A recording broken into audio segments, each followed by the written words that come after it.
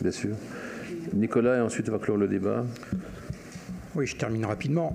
Sur le projet initial était prévu une 2 fois 2 voies qui traversaient de part et d'autre, globalement, le quartier. Donc là, c'est un signe comme quoi, bien évidemment, bien heureusement, le projet a totalement évolué. Sur la concertation, donc là, on est dans une phase où le dossier est transmis au Conseil d'État, c'est-à-dire que pendant 6 mois, il n'y aura plus de travaux. Il y a déjà des discussions depuis plusieurs mois avec les différents jardiniers dans le cadre de la relocalisation de l'intégralité des activités de l'ensemble des jardiniers. Donc là, on est totalement dans la concertation. Et je rappellerai quand même qu'en ce qui concerne la concertation, il y avait un lieu dédié qui était la maison du projet.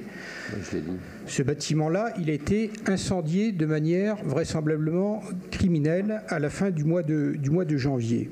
Sur l'urgence climatique, la ville de Besançon, elle est également dans son rôle lorsqu'elle fait d'ores et déjà des acquisitions foncières, par exemple de terrains militaires à Saint-Ferjeux, qui sont potentiellement des zones futures de développement, ou bien en faisant le choix de classer en zone naturelle 42 hectares qui étaient situés au Torcol.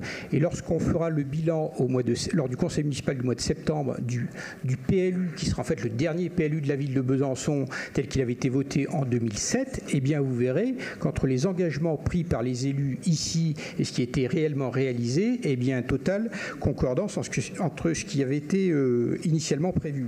Sur le PLU, ça sera désormais une compétence de l'agglomération avec le PLUI. Donc moi j'invite tous les élus et tous les collègues à s'investir dans les commissions du PLUI et du schéma de cohérence territoriale.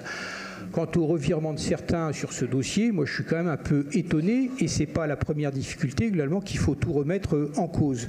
Donc ce projet-là, je pense, a un grand intérêt, mais il faut le voir de manière totalement globale et en faire le bilan environnemental et écologique de manière totalement globale. Et puis globalement, je pense que ce projet aura toute possibilité d'évoluer au cours de ces 15 prochaines années.